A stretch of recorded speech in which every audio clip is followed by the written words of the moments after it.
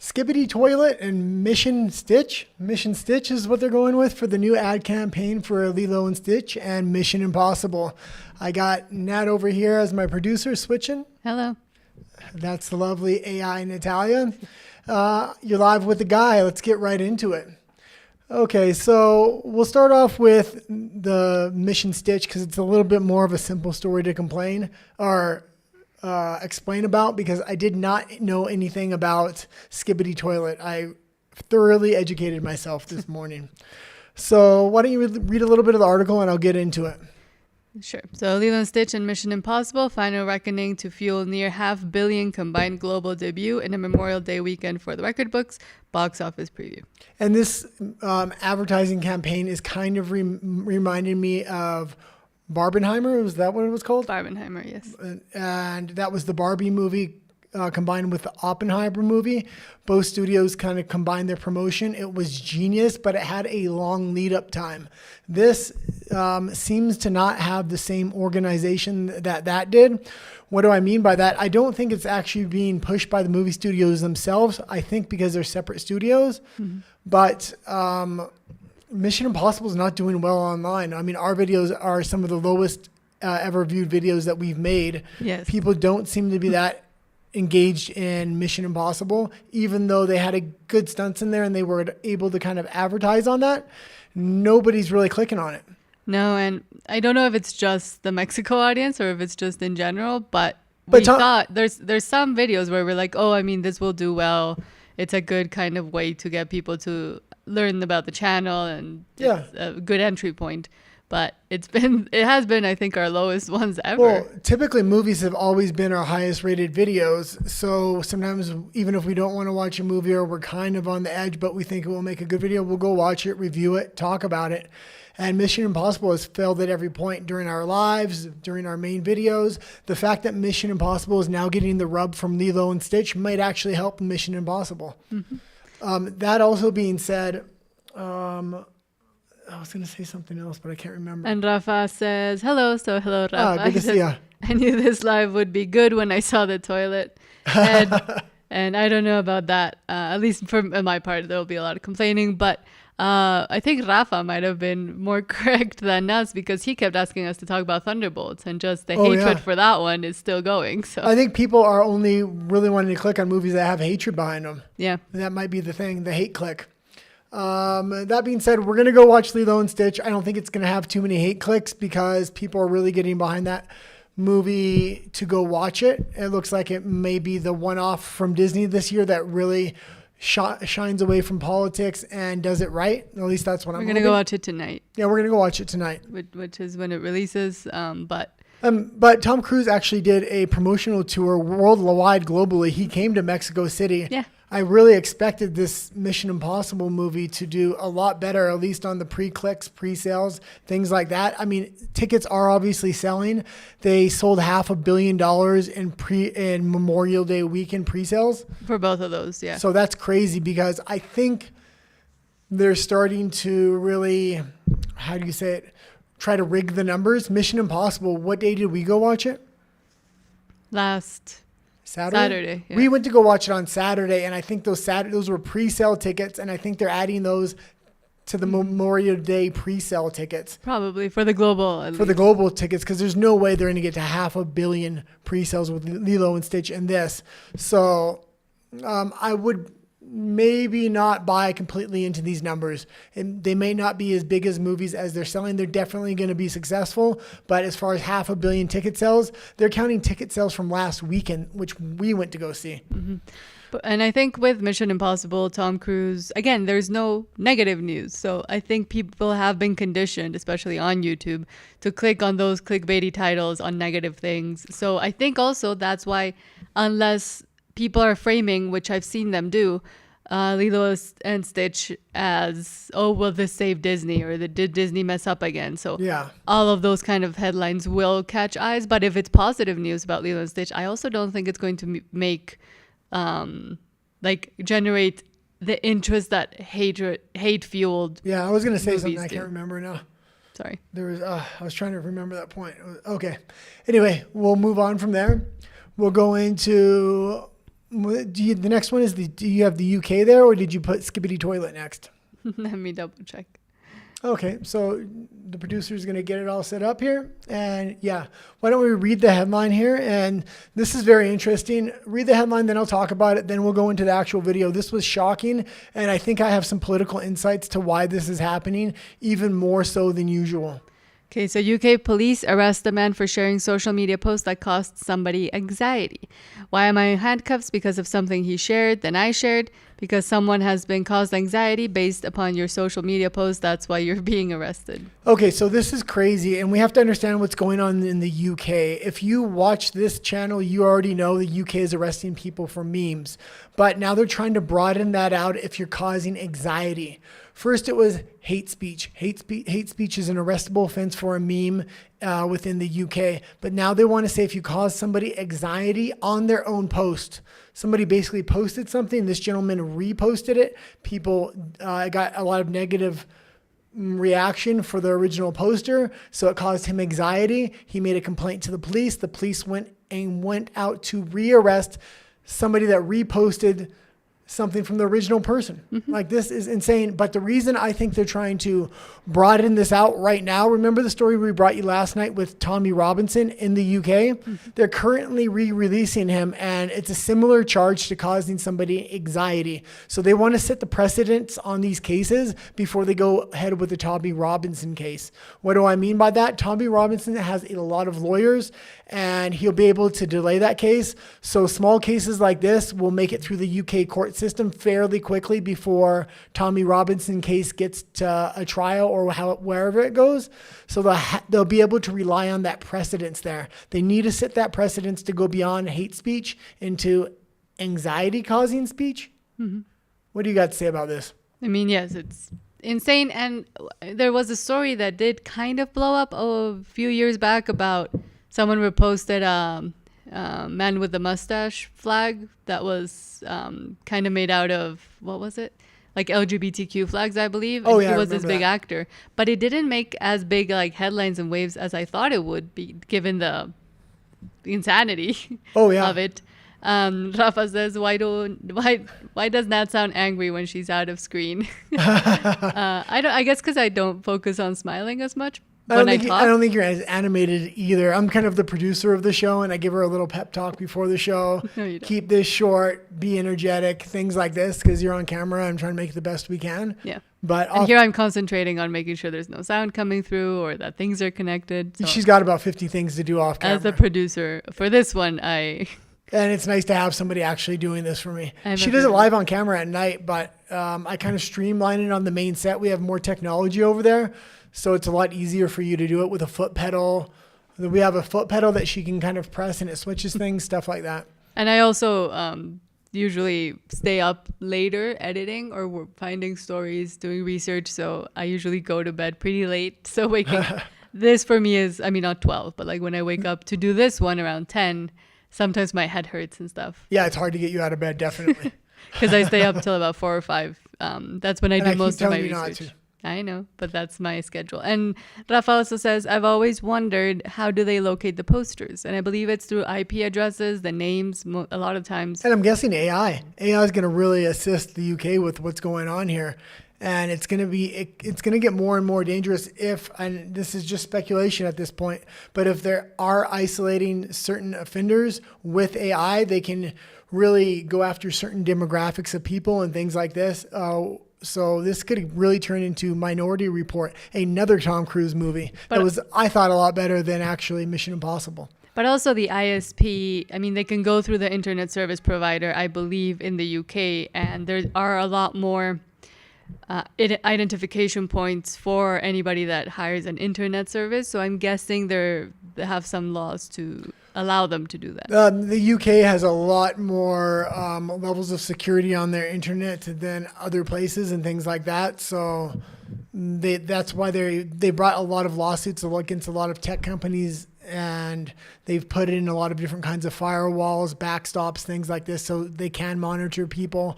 I believe, now I can't remember, so don't quote me on this, but did they bring in age identification now into the UK? I know it was huge. Australia had suggested it. From the Yeah. UK, I don't remember. I just can't remember now.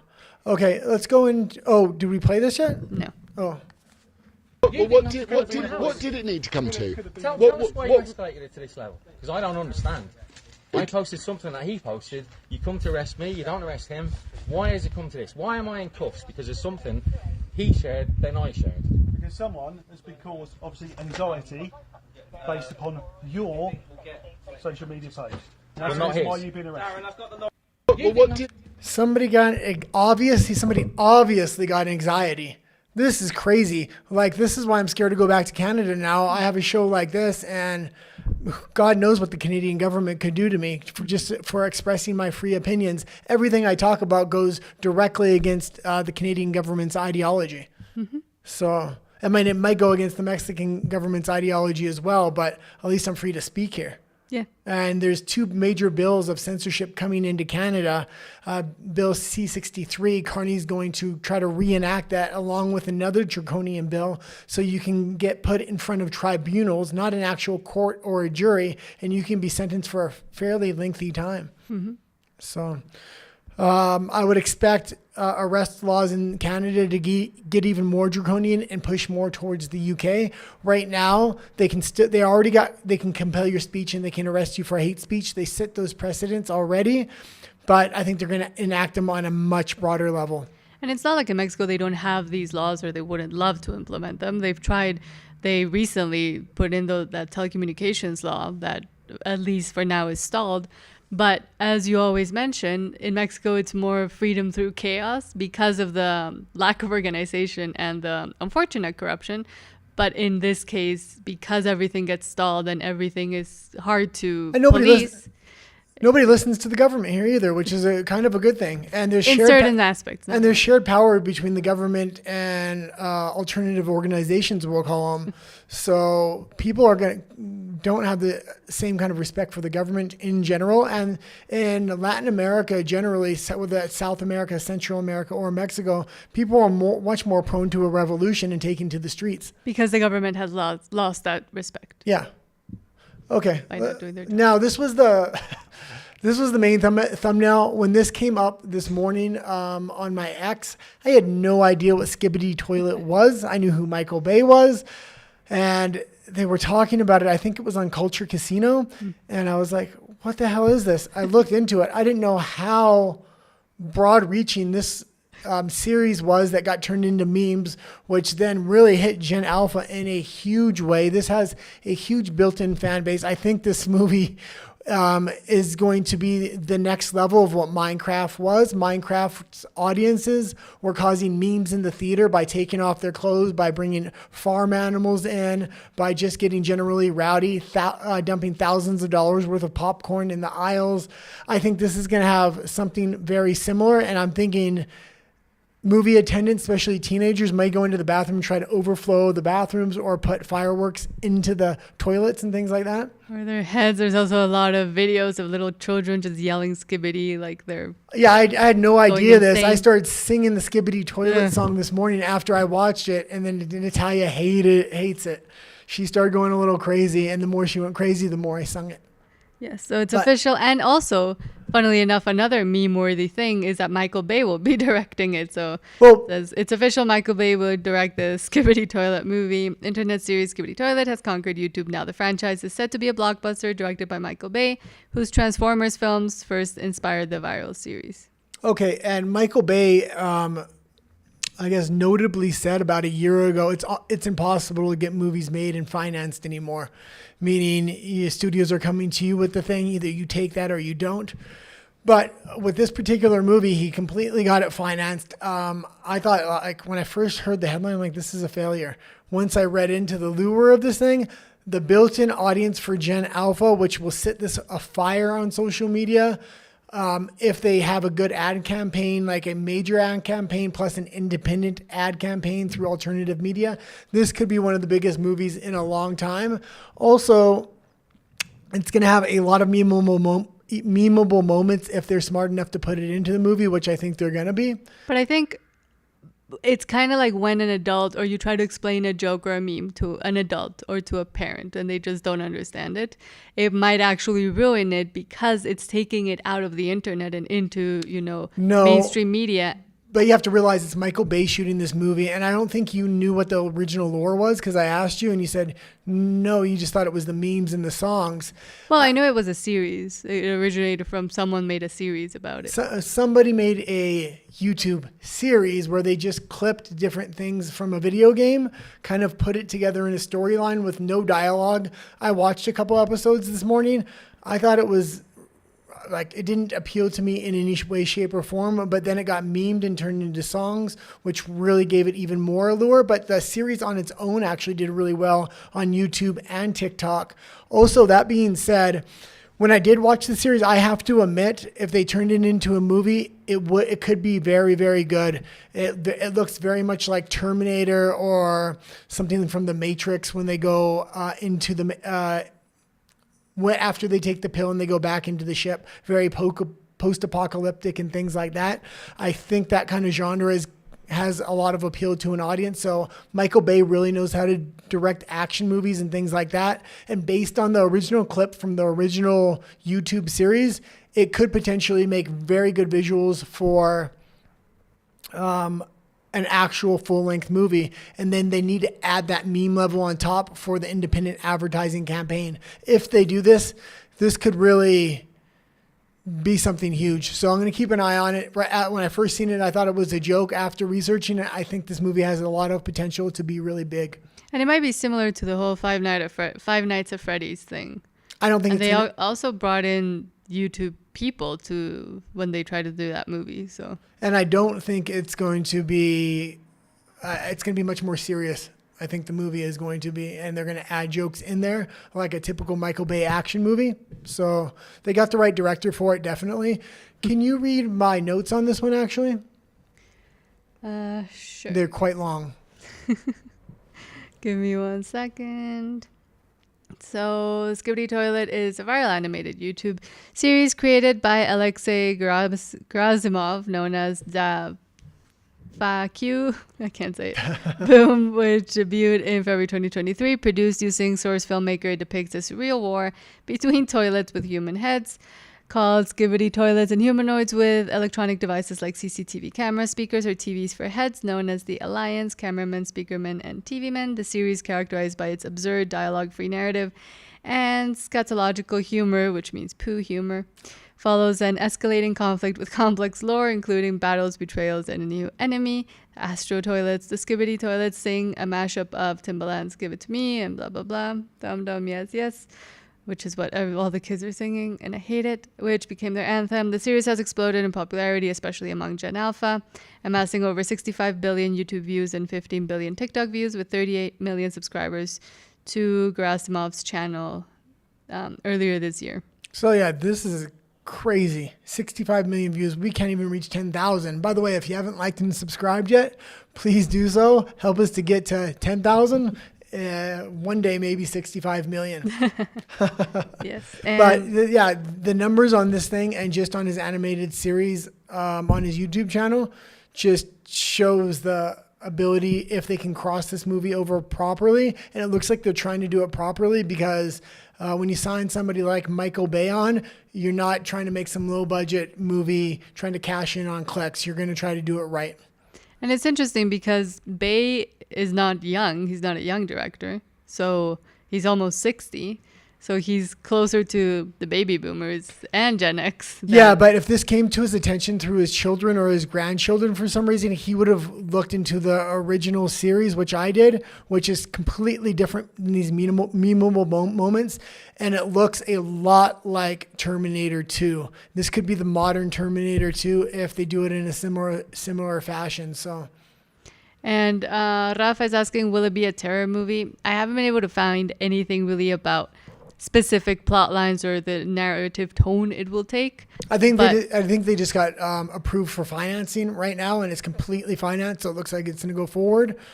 I would expect it to be more based upon the original content from YouTube.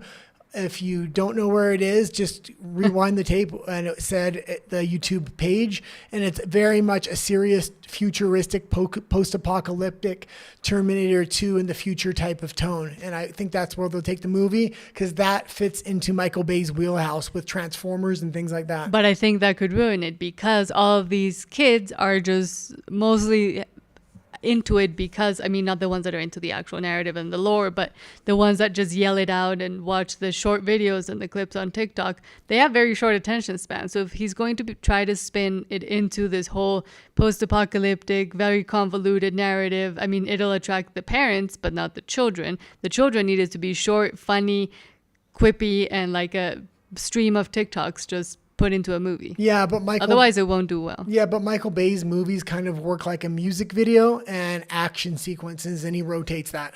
So he does know how to produce an action movie for short attention spans. And then if he just adds a couple memes in there, such as if you think of Bad Boys or Bad Boys 2, the two cop friends were completely joking throughout the movie, which gave a lot of lighthearted moments to a really fast-paced action movie. So I'm actually really interested to see it after I read all about it, because I knew nothing about this before this morning. I'm not. And I worked quite a few years in different high schools. And towards the end, closer to the end, it was starting to gain traction, and it's just annoying. Okay, we're going to get into some pretty hardcore politics here in a few minutes. This is the transition point, but there was a lot of big political stories today. Yeah, so judge vacates federal rules requiring employers to provide accommodations for abortions. Yeah, and I thought this was pretty good. Like, if a woman's going to have a pregnancy or give birth, you have accommodations for her. If she wants to get an abortion, she's going to have to use her sick days.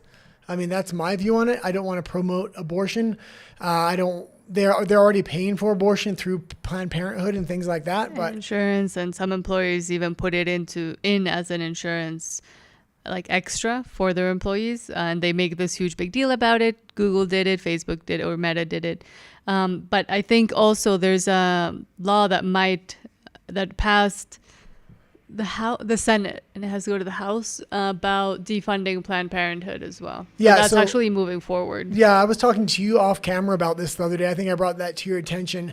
It's closer than ever to the defunding of Planned Parenthood. It's about 10 votes away. So they're getting really close to that. And it's not like they just want to defund Planned Parenthood. They want to bring up clinics that are actually pro-life to you can give your child up for adoption, or they'll help you pay for diapers, formula. They'll help you with financial assistance if you do decide to keep your child on a monthly basis and things like that. I think that's much better than walking into a Planned Parenthood and then that's the first thing they're really trying to sell to you. Not even sell to you, just offer to you. And technically, I mean, I don't know how the laws work in the U.S. regarding, for example, cosmetic procedures, and I'm not making a full equivalence here, but an abortion is an elective procedure unless it's medically necessary, and those are still not even called abortions and don't have anything to do with the bans or with Roe v. Wade or anything. An abortion is an elective procedure that the person is choosing to take, same as a boob job or a nose job. So do workplaces, were they also giving accommodations for those kinds of procedures? I would assume so, because I know a lot we did stories in the past about the military providing surgical procedures such as breast augmentation. They were giving massive time off work. Sex change operations, the military under Biden was paying for this in mass. They were giving almost 9 months off of your military service duty if you were getting operated on in that fashion. So I would assume if the military is doing it, that came down from the federal government and it wielded its way into corporations. Yeah, so a federal judge on Wednesday struck down regulations requiring most U.S. employers to provide workers with time off and other accommodations for abortions. The ruling by U.S. District Judge David Joseph of the Western District of Louisiana was a victory for conservative lawmakers and religious groups who decried the Equal Employment Opportunity Commission's decision to include abortion among pregnancy-related conditions in regulations on how to implement the Pregnant Workers Fairness Act, which passed December 2022. Pregnant Women's Fairness Act should have been called. The EEOC decision swiftly prompted several lawsuits and eroded blah, blah, blah. Okay, let's go into the next story, and then after the next story, we're going to skip ahead because there's a specific story I want to get into that people should take action on. Okay, let's go into the very next story, which was an AI story. So a judge considers sanctions against attorneys in prison case for using AI in court filings. Federal judge said Wednesday that she is considering sanctions against lawyers with a high-priced firm hired to defend Alabama's prison system after ChatGPT was used to write 2 court filings that included non-existent case citations. U.S. District Judge Anna Maniscano held a hearing in Birmingham to question attorneys with the Butler Snow firm about the filings. She said there were 5 false citations and 2 filings in federal court. Maniscano said that nationally there have been broad warnings from courts about the use of artificial intelligence to generate legal filings because of potential inaccuracies. This is huge, and Robert Barnes talks a lot about this. If you don't know who Robert Barnes is, he's one of the best constitutional attorneys online. He's definitely a populist and aligned with America First movement. But when I want to really get into the minutiae of different court cases and things like that, I definitely listen to him. In this case, I remember he's been talking about this for a couple of years now, and lawyers are using this en masse because time is of the essence and you need to get things done quick, and you're always overworked. There's just too many cases to work for one lawyer. So what's ended up happening is there's actually AI legal systems you can pay a fee online for, and they've trained their own AI systems where it's a closed circuit information base that they've educated it on, not a broad scope like the entire internet where it starts getting things wrong. If you train an AI with you're the one that inputs all the data, all the legal facts and things like this, it's much more accurate, but even that gets it wrong once in a while. So I think especially when we're dealing with people's lives, the court system already gets it wrong so many times. Yes. So I don't think... And these idiots were using ChatGPT. They weren't using the specific legal system for artificial intelligence. But you have to realize who's the one doing this legal research. It's not the lawyer himself or the upper echelons of the law firm. They're handing it down to interns. Or paralegals. And a lot of the paralegal jobs, a lot of people were saying, oh, it's scary that they might actually end up without having jobs. And even the interns or the new lawyers or the people that are still in law school that work for firms, I think those are still going to prove to be necessary because of the errors that can come, especially when using ChatGPT. Well, definitely. But I was also going to finish that with it's not the top echelon of the law firm that's using this who would have access to ChatGPT because they don't mind. What do you say when the company pays for it?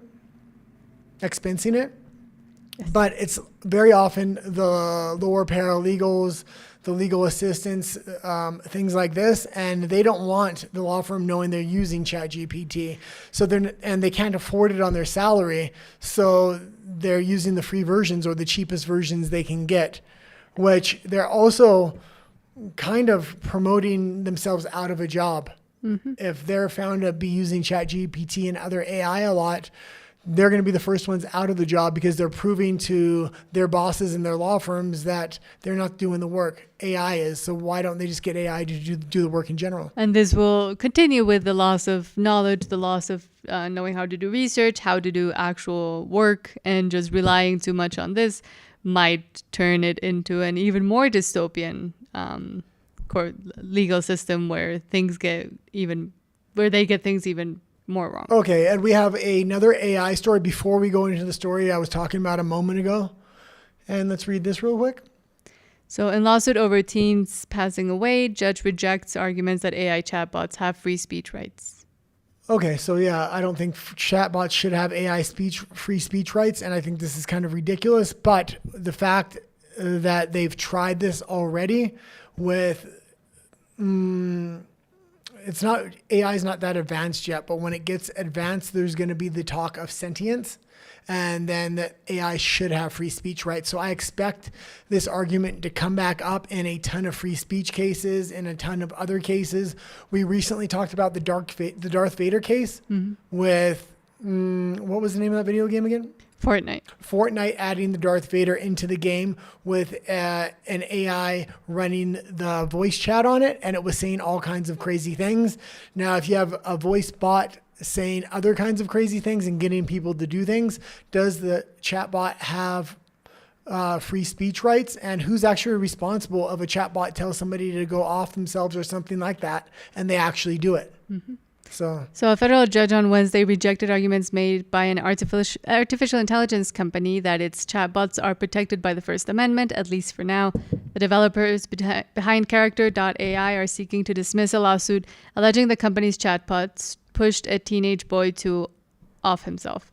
The judge's order will allow the wrongful death lawsuit to proceed in what legal experts say is amongst the latest constitutional tests of artificial intelligence.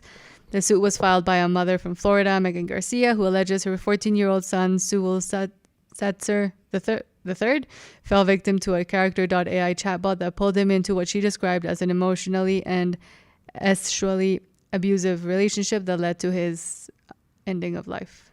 And this is a crazy story overall when you think about the implications. I'm mainly today focusing on the implications on the legal side. And like they said, as for now, it was the argument was rejected. I don't think that's going to last for long.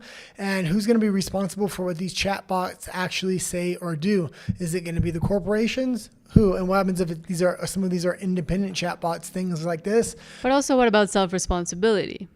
Yeah, there's a lot of self-responsibility, but you're going to have to just look at this in the broader sense. So I don't know what's going to happen here, but this particular story on the surface level seems like, not a lot of implications right now, but it's going to have much more in the future. So, especially with, I could see the AI industry, they like to shut off smaller players in the industry. So they're going to want to have a lot of regulations of responsibility going into the larger companies like Google, Meta, and things like that. It might seem counterintuitive, but if you look in California specifically, they kept wanting to raise the minimum wage. The people that wanted this were the bigger chain restaurants and the bigger fast food chain restaurants. They want to up the minimum wage, push all the smaller competitors out, and then get the minimum wage lowered. Mm-hmm. So it's a similar thing that could happen here with the major players in the AI sector. And Rafa says about the first AI story, plot twist, the judge used AI to validate those citations. JK. I mean, that's sadly the world. If we keep letting it go on towards on that path, that's the way it's going to be. Yeah.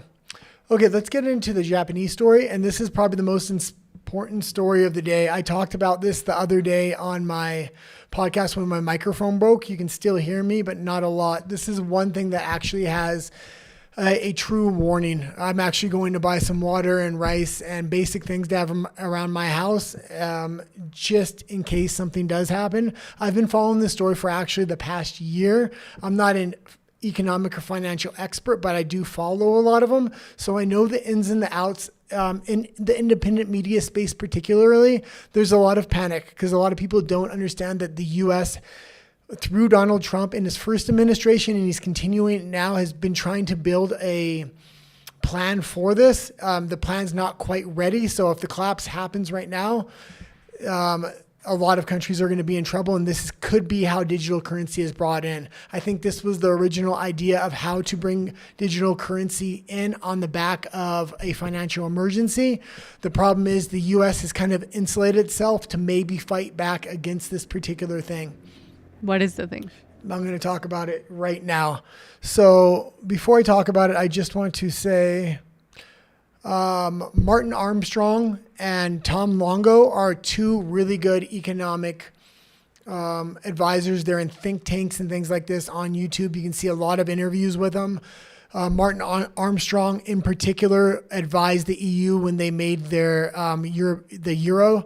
And what he advised was to consolidate the debt. They didn't listen to him because they wouldn't have been able to get the euro to pass. He actually advised the Japanese government as well. They didn't take all of his suggestions into line, and now that's why they're facing a financial collapse. Martin Armstrong also owns this AI computer that was around like 30, 40 years before AI even existed that could predictably model the future for financial events, for war events, things like this. He's highly sought after by governments all around the world wanting to know what his computer modeling is saying. Within a couple months, it has a very high hit rate, meaning it's very often not wrong. But let's get into the actual story now. And the choke point for the economic system worldwide is the bond market, and specifically the US. So if they want to create a financial collapse within the US to collapse the US dollar, they would do it through the bond market. This has been done once before, and it was in the 1930s. It was done in the 1930s, and they blamed it on the tariff at that time too. So, but there was actually an attack through the bond market that collapsed the economy, but they used the excuse as the tariff.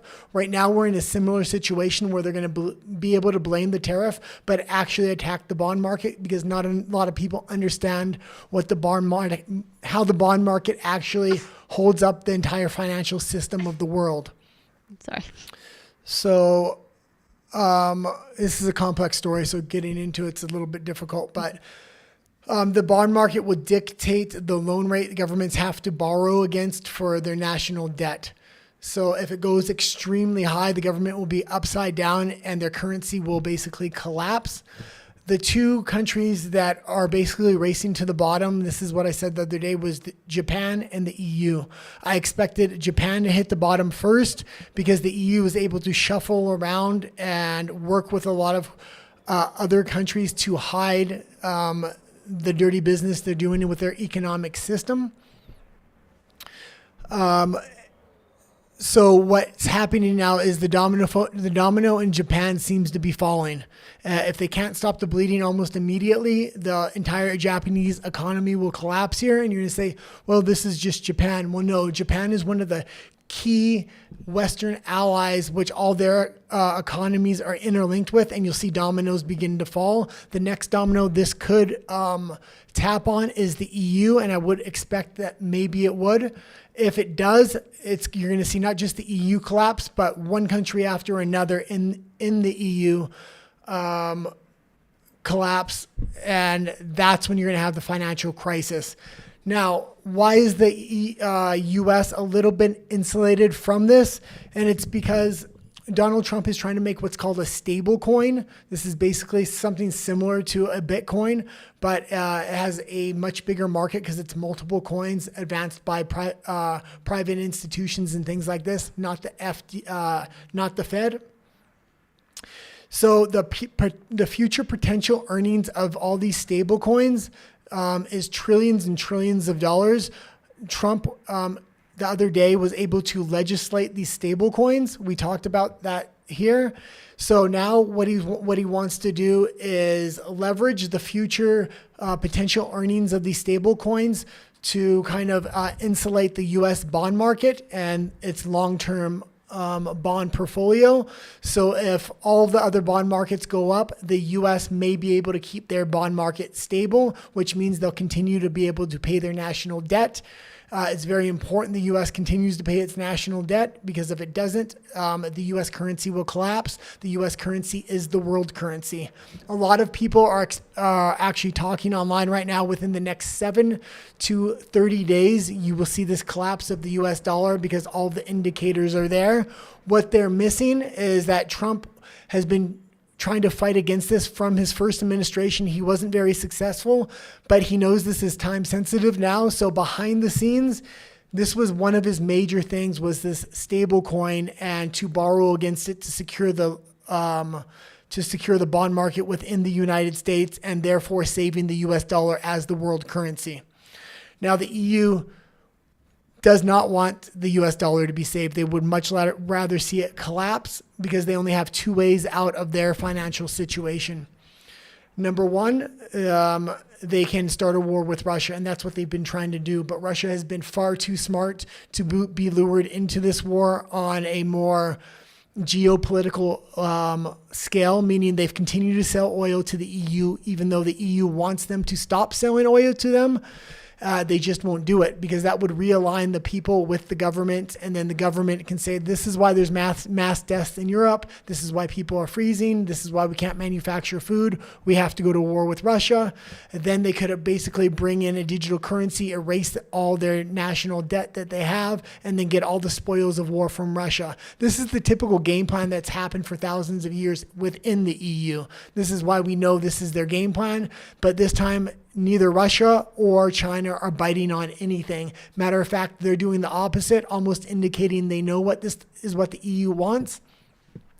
Trump as well, his main adversaries are the globalists in the EU, not Russia or China, as many people say.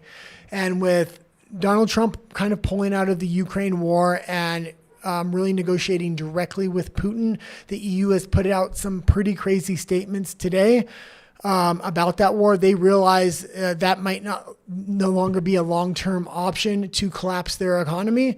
So the only other option is an attack on the bond market itself in the U.S., therefore collapsing the U.S. dollar, which would collapse their economies as well, but it would allow them to erase their debts and prevent people prevent their population coming with pitchforks for the elites, which this is where we're kind of going in Europe right now. They have no way to finance a lot of things. They're over leveraged. They need to erase their debt. That being said, let's get back to Japan. Sorry if this is complex and intricate, but Japan owns the most U.S. debt of any country of the world. The second largest country that owns the majority of debt is the UK, I believe, and then China, or China and then the UK. China and then the UK, but it's almost equal between China and the UK. If Japan falls and their bond market falls through the floor, then the UK's bond market falls through the floor, and then China sells off their bonds. That would be the end of the US dollar, assuming there's no way to secure the US bond market. Trump is currently trying to do that through the stable coin. So if he's able to leverage the future earnings of the stable coin against the US bond market, it could potentially insulate it. And that way we would have a digital currency as well as a physical currency. The UK and the EU do not want any kind of physical currency. They want to reset their debt and go completely into a digital system where it's programmable and everything else. That way they can't get in this kind of trouble again. Do you have anything to say so far? Okay, this is kind of what I've remembered off of memory. Let me go into some of my notes now. Again, this is the most important story of the day. If you don't know what I'm saying is this is how this story interacts with you. Do have water in your house, do have rice, do have some beans, have some things you can survive off of, and maybe have a little bit of physical cash, not US physical cash, but currency of your own country. Why? Because if you have to pay your rent in your own country and inflation goes through the roof, we're talking hundreds or thousands of percentages, your rent's usually fixed and they have to accept whatever money you're actually giving them in the form of your normal currency. So, and it's not to fearmonger, but just in general, it's good not to to fearmonger, but I've been following this for 12 months and right now it's ahead between the next 7 days and the next 90 days. If we can get through that time, then the risk is kind of pulling back. But for Japan and the EU, I don't think it is going to pull back. And I think they're going to have to go into their digital currency. As far as the U.S., it's very important the U.S. Wards off this economic assault on the U.S. dollar, because if they do, that protects most of the countries that are actually trading and monetizing within the U.S. dollar, such as Mexico, Canada, and other things, who their currency is highly interlinked with the U.S. currency. And having money in your own currency would be because a run on the banks? Number one, runs on the banks, because you're not going to be able to pull out your own. Just like what happened in Argentina, you're only allowed $40 a day. There's going to be runs on the banks. Grocery stores will basically refuse to want to sell products because it's not worth selling because of the amount of inflation and things like this. This is why it's important to have food staples that don't go bad in your home. I don't think this is going to happen because I know a lot about what Trump's been doing to try to save the US dollar. I think this was the original plan to get all the countries to go into a digital currency model, which they already have put into legislation in the EU. And most of it that was already put into the United States through Biden as well. Trump has completely gone against that model. And it's interesting how he's trying to leverage future digital currencies in order to save the actual physical monetary currency. Let's see what Japan's prime minister said. This was Finance minister. No, prime minister, and then finance minister. Okay. Japan's prime minister said last year they're in a worse financial situation than Greece was in. If you remember when Greece had their financial collapse and the EU came in to kind of save them, Japan doesn't have anybody that's going to come in and save them. And number two, the finance minister says selling U.S. bonds is on the table, which right now they own the most U.S. bonds. If they sell those off, this is going to start the collapse of the U.S. dollar. You're also going to need the U.K. to get in a similar situation to Japan and the EU, which is currently happening. I mean, they're on the hair's edge. When I've been talking for the past year about the EU on the verge of financial collapse, I was literally talking about the bond market specifically. This has huge implications on the dollars and the currencies of those countries themselves. It is the controlling factor primarily. Okay, there's an example of this. The Japanese yen lost a lot of value a few months ago, and it began to collapse other currencies around the world. They were able to stop that bleeding fairly quickly by, again, investing in the bond market, and that like mini financial collapse was avoided. Again, that was put onto the tariffs. The tariffs are where they're going to have you focus. Well, the real war is actually going on in the bond market. Nobody understands or the implications of the bond market. That's why they're going to put it all on the tariffs. And that really puts a lot of pressure on Trump. And then, okay, and currently right now, not just in Japan is the bottom falling out of the bond market, but every single EU country. Bond prices are going way up. That means the percentage of loans to countries have to get in order to pay their debt is getting higher and higher and higher.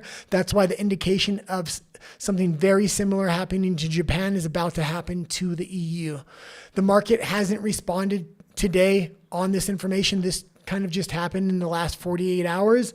So it's going to be interesting if behind the scenes, a lot of these black market government currencies come in to try to save the Japanese market, or did they let it collapse? So I'm keeping an extremely close eye on this. I do recommend keeping a limited amount of cash within your home and food as well as water. Things like this, if we're able to get past this, it's a great thing. This was originally, I believe, meant to be the triggering factor to bring in digital currencies.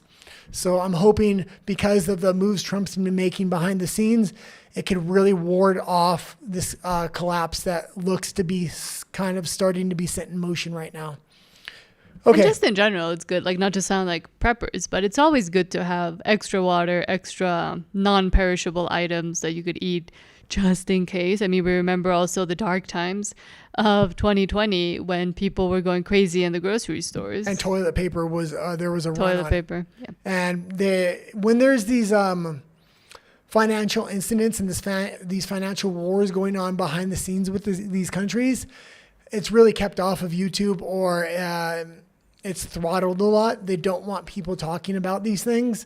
They want to, just like the pandemic, they don't want you to realize it's coming into the last possible. Because it can create mass panic before it's warranted. But then when they release the information all at once, mass panic happens anyways. And we also saw runs on the banks in the US a few years ago. I remember I spoke about that. And I'm also going to say that this isn't a permanent situation where everybody's in the world's going to die. They've already kind of mapped this out. I've seen this over the past 5 years with the legislation being passed in the EU, within Australia, and within the United States and Canada. The entire digital economic system is kind of mapped out how they want to do it, how one digital currency interacts with another one. So each country appears, or each region appears to have their own digital currency, when really they're all traded into the main digital currency. I forgot the name, but we did a report on it before.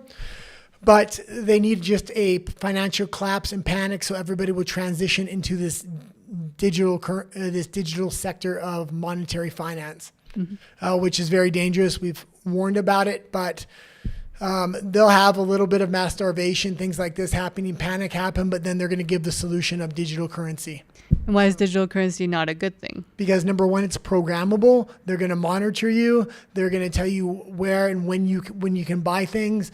The government may even give out stipends or universal basic income in the emergence of a panic such as this. Let's say the economy collapses. The government comes in, does price fixing, says here's digital currency for everybody. You can now buy food. But now they're going to make that digital currency programmable, so you can only buy food, or you can only buy this or only buy that. You no longer have the freedom which the older financial market kind of provided. Having the US dollar as the world currency actually provides a lot of freedom for individual consumers and things like this. And Raf asks, those recommendations apply only to the EU or also for Mexico too? No. I mean, about storing food and cash. In Mexico, I mean, it's just good to have anyways, because we have earthquakes, we have hurricanes, we have a lot of other natural disasters and incompetence. Okay. Especially with water, for example. It's always important in Mexico to have extra water if you can. And with cash, yes, it's not great to have, buckets of cash stored in your house because we know of insecurity, but at least a few, a month or two, somewhere where it's safe. Enough to pay your rent specifically, because the rent can't go up even if the dollar inflates to $1 million. They still have to charge you the same amount of rent. So you can typically pay in your pesos, and they'll have to accept that. But this is a worldwide recommendation by me right here, right now. If the Japanese domino seems to be falling, if that hits the EU, then it's obvious they're going after the American financial market and the US currency specifically. This will inflate all prices worldwide. Typically, prices are actually fixed upon US market prices and things like this. So because I believe the actual attack vector is neither Japan nor Europe, it's actually the US dollar.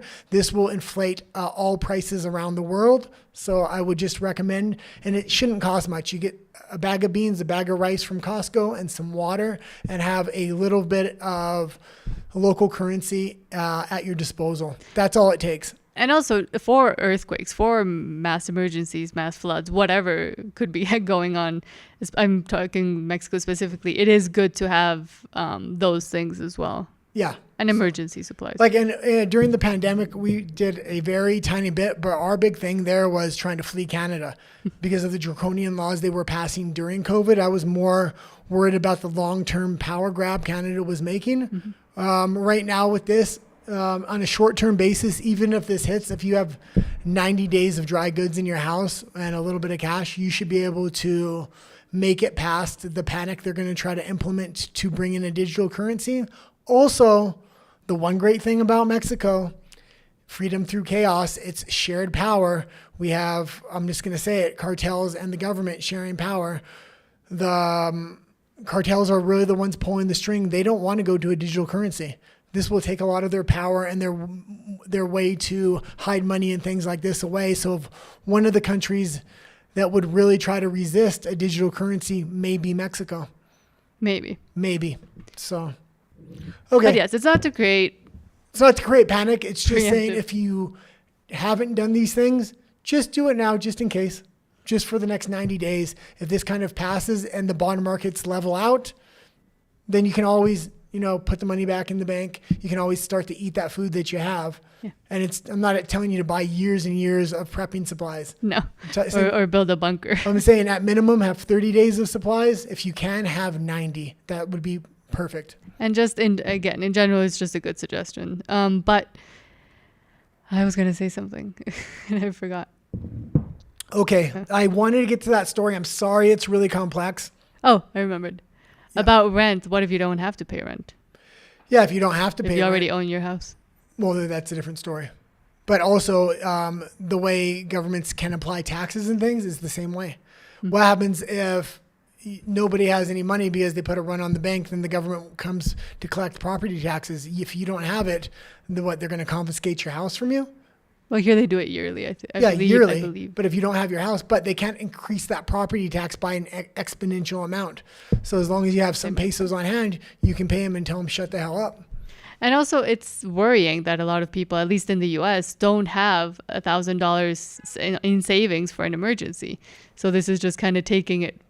Well, what's very A worrying step about this higher. particular situation is it's happening in the bond market, which nobody talks about. Nobody understands the global implications of the bond market and how it's directly tied to each country's currency, which would mean a collapse of a currency and mass inflation globally on all products. So like they can actually keep this really silent until the collapse is right on your doorstep. Mm-hmm. So usually And then blame it all on Trump. Usually in other financial sectors of the economy, you'll see it kind of build. This is one sector of the economy they really have been able to keep a lid on, and a lot of people don't know the implications of this. Okay, I just wanted to put that story a little bit more forward because it had real world implications potentially, and it's happening right now. The Japanese bond market is going through the roof, and this could hit Europe. Okay, what was the next story I had on? Starmer? Whichever one you want to go to. A Starmer PM of the UK. Oh, this is another complex story. This is crazy, and this has implications with the sovereignties of countries and things like this as well. So UK to sign Chagos deal with Mauritius. Sir Keir Starmer is due to sign a deal handing the Chagos Islands to Mauritius on Thursday. Under the terms of the deal, Mauritius would gain sovereignty of the islands. Okay, let's not read the whole thing because this is going to be propaganda because this is coming from a liberal source. We'll go into it in a minute. Okay. I want to give you the big facts here. Chagos is a country, and Mauritius is a country as well. Mauritius. Mauritius. Real quickly, just Rafa says, too late, I already panicked. Sorry. But again, it's just good to have it in case there's an earthquake. The panic that I'm saying is get a little bit of dry goods food that doesn't go bad. Like beans, rice, pasta. Rice and beans, pasta sauce. Tuna, chicken in a can. Just get 90 days of basic food supplies and water. Mm-hmm. And have a little bit of currency on hand of whatever country you're in. Yes. That's it. And it's always good to have, I mean, in Mexico, you use cash all the time still. Yeah. And again, it's Mexico. If you live in Mexico City, water is always being cut off anyways. So. And Rafa might be the only one watching the stream right now. Yeah. So because I'm going to be talking on all the shows, this one and the night streams, about different economic situations that are happening in all the countries around the world that relate to the bond markets. I'm not going to have as much time as I took today to talk about the intricacies of why this matters. I'm just going to kind of review on the stories and tell people to come back to this episode. But yeah, there is going to be a lot of movement within the bond markets and financial markets globally within the next 30 days and 7 days especially. Okay, what matters here is the Chagos Islands. Can you go into Google Maps and go to the Chagos Islands, or just type in Chagos Island so people know what we're talking about? We're not talking about a country here, although that's what it seems to be. Map. I know, hold on. Okay, so the Chagos Islands is basically a very narrow strip of land that there is a U.S. military base on that the UK owns. When they originally took over that land, they kicked off all of the native people on the land and put them on other local islands. There it is right there. It's that one? Okay. Hold on. Okay, are you there? Yeah, but again, it's Chagos, not Chagos. Okay, so it's this island right there at the bottom. That one? Yep. So it's just enough to have an airstrip and military bases on. This is the main military strong point for the U.S. in the Indian Ocean. That's why it has major implications, and it's so important for them. When the UK took over this island, they kicked off the native people of the island, which it was a native tribe. They relocated them to local islands. They're trying to give this island to, what's the name of the country again? Mauritius. Mauritius. Now type in Mauritius. Just zoom out. It's really far away, and they shouldn't be giving it to the Mauritius Islands. they should be giving it to a much closer island that's to them. That would make much more sense. Where is Mauritius? Okay, just forget about it. Let's just continue to go with the story. The UK is trying to do this in an overnight deal, and they're trying to do it quick so Parliament can't talk about it. They can't vote on it. There's major military implications. They basically are trying to give the sovereignty of the island away to the Mauritius government, who is an extremely far away island, which really should have zero interaction with this island. Another island nation should be the one actually taking this island, but they want to keep it within the hands of the Western global influence. The only thing on this island is a U.S. military base, and it's a very important military U.S. base in the region. They basically want to give the sovereignty of this country away to the Mauritians, who have no prior rights to this land. They're saying, no, here, take it. We're going to give you a 99-year lease, or we're going to give you the land, and then we want to lease the land back from you for 99 years. So basically, take the sovereignty of this country, and then we're going to lease it back to you so we can have this military base, and any of your people can actually live on it. It's a shady backroom deal, and it's going to have major military implications. The U.S. has a veto vote on this. Trump said he's not going to veto this, so it obviously has U.S. approval. Something's going on this island and in this region why the U.K. does not want to have ownership of this island right now. But this actually does set a bigger precedence, which I've been talking a lot about the Alberta sovereignty movement in Canada, about Canada breaking away, Alberta breaking away from Canada and declaring its own sovereignty. This would really change the dynamic of the government and the citizens, and this would be the citizens kind of taking control of a corrupt government that they don't like. In this case, there's nobody that lives on the island but a U.S. military base. But if the U.K. gives up the sovereignty of the island and it just gives it to a random country that has no prior history of ownership on this island, it sets the precedence of being able to obtain sovereignty for Alberta or other countries. They can now quote this in an international court and things like this. So this is something to keep an eye on. And I'm just very interested also in the sovereignty of islands, of what country owns it. How are they able to break free? In this case, how is one country able to give the sovereignty or the land of an island to another country? And this could have implications in Alberta. So this would be two precedents. If this island's managed to be given away, then Alberta breaks from Canada. You have two major precedents there. You could see a domino effect of potentially Greenland, Panama, and British Columbia all becoming either sovereign countries or unifying under a U.S. banner. And these kind of things haven't happened in recent history. So these are setting major precedents in international courts, but also in interactions between states and their governments or things like that. Panama is a sovereign country, isn't it? Yeah, it is, but they can vote To unify. They can vote to unify with the U.S. or other things like that. And I mean, if Alberta does separate and did join the United States and they were treated really good and a lot of wealth were brought to the people, other countries would see that and want to join the U.S. as well. But what if the markets collapse? Well, Trump, people think he is an idiot and they don't like the tariffs and this and that, but the tariffs are playing a big part. So the UK didn't have control over their bond market. The UK used to actually set the price on their bond market. In Trump's first term, he was able to change that policy by creating a new financial body. A lot of people don't know that happened and how keyed in Trump is. I almost don't know if he's that keyed in or he has some puppet masters above him that are going against the global structure and the global order that was supposed to be put in. Because what he's doing with these tariffs and what he's doing with these financial markets, he could potentially save the US dollar from imminent collapse, and it's currently under attack. Okay, let's go to the next story. That one was kind of convoluted too. Just hit the next. Oh, this was another big story. You have a heart out or no? Yeah, we'll work it out. It's one. God, okay, I'll just go into it. So 2 Israeli diplomats were Their lives were ended. their lives were ended last night after a Israeli function at a. Why don't you just read the article a little bit?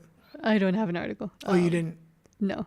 So breaking Israeli diplomat person that ended lives screams free Palestine while being taken into custody Okay. by DC police. Click on the next one. I have 4 of them lined up here. Okay, read this. Palestine activist who used fire weapon to end the lives of 2 Israeli embassy Washington staff was a far left socialist and Marxist. Elias Rodriguez, who screamed free Palestine as he was being detained, is reportedly a member of the Party for Socialism and Liberation. He previously supported defund the police and accused Amazon of racial inequality. Over the years, he expressed Marxist and socialist views. In 2020, he made a donation to Biden's campaign. Okay, yeah, at an Israeli embassy, I believe it was. They were having It was a Jewish museum. a Jewish museum. They were having a huge function there. 2 Jewish diplomats went there that worked at the embassy. One had just bought a ring for his wife and was supposed to propose in Israel next week. It's a tragedy what happened here, and I think there's going to be a lot of outrage and anger over this. The Israeli government, if you hit them, they're going to hit you back 100 times harder. We currently see what is happening in Palestine.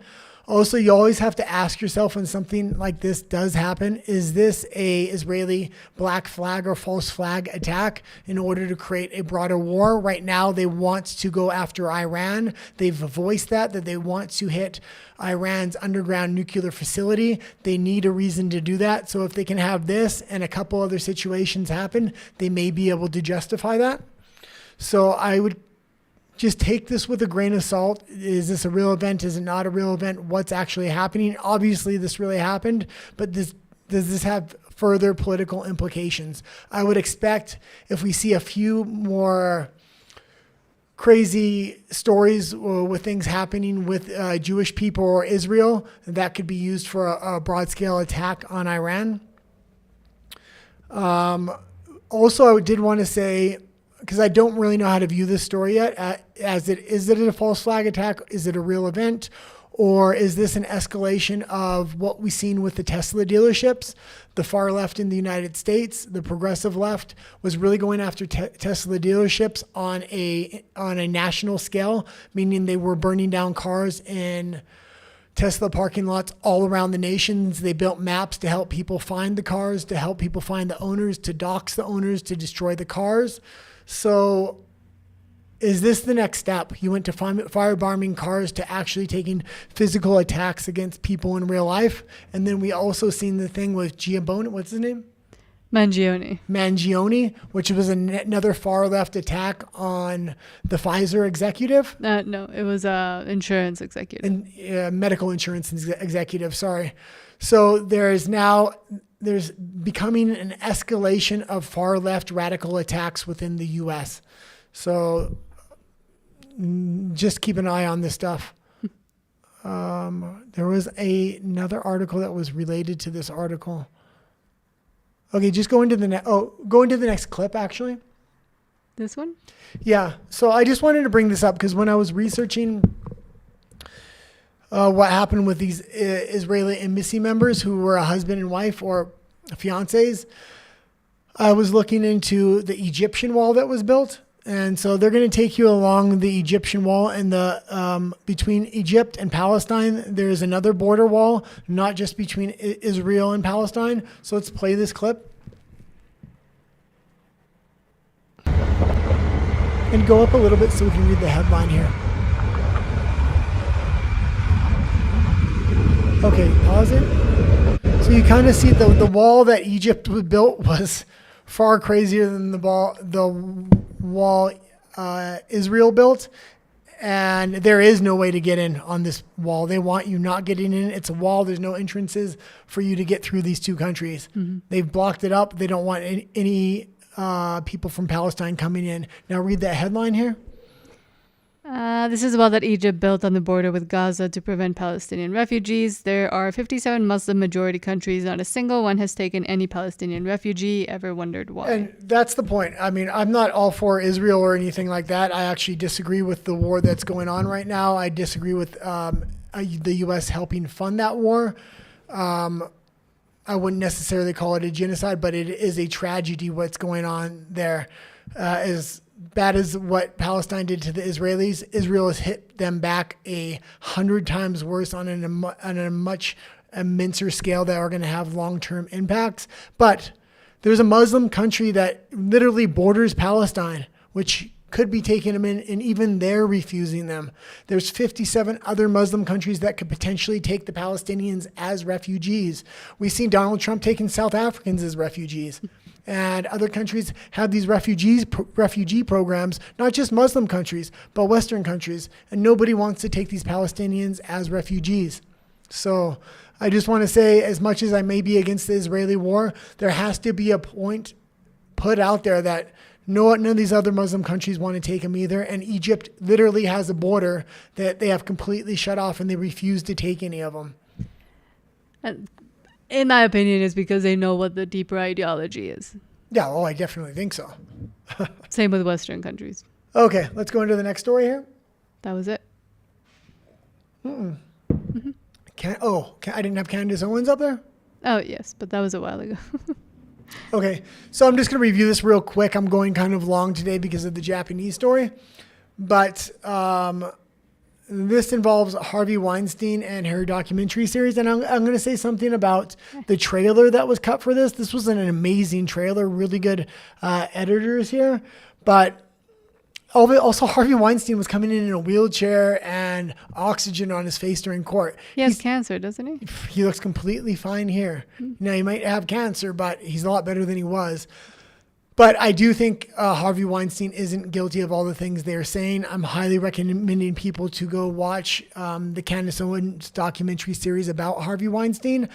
I think they made a full-length documentary that's due to come out. That's what this trailer is about. But she did have It's a full-length interview. Full-length interview. Yes, she's been doing chapters as episodes, and then it culminates with this interview. But I believe it's like an hour and a half. And Harvey Weinstein still is in jail. They allowed him to wear a suit for this interview, so Candace Owens must have paid quite a bit of money. Okay, let's watch it. I do think he's not innocent, and he was a victim of the Me Too movement. I do think he was into some, how would you say it? Weird stuff. Weird stuff. Do I think he was going after 60 women? No, I think they dogpiled him all at the same time so the media would find him guilty before he ever went to court. Mm-hmm. He's currently on retrial right now in New York State. Hopefully we don't get copyrighted by Candace. That's fine. Commit these crimes. I swear that before God and the people watching now and on my family. The people who support me are scared to talk. They are frightened to death that they're going to be canceled. What I always found to be problematic about the Me Too movement from the beginning, we're conflating he made a pass at me and I didn't like it with rape. It's a complete fabrication. Oh, Candace, what are you doing to me? Okay, keep playing it. It's not loading. It's not loading, of course not. Live on the show. Well, you can go watch it on her channel. The trailer is on her Yeah, channel I do as well. recommend watching not only the trailer, but if the trailer interests you, definitely watch the full interview because it's worth watching. And I think people had the wrong idea of what actually Harvey Weinstein did orchestrate and what he was involved in. And he is on retrial, so, I mean, I wouldn't mind seeing him maybe get off. I mean, I don't know. They're releasing this now because of the retrial. So Yeah. So I trust Candace Owens a lot. I'm going to definitely watch the full series of interviews. I didn't watch all of the interviews when they came out. So that's it for today. Sorry if it was a little bit all over the place today. I had a lot of big stories that came in at the last minute, and I was trying to write notes and things like that. And I'll have them more fleshed out in tonight's episode of Nat and the Guy Live at 9:15 Central Time.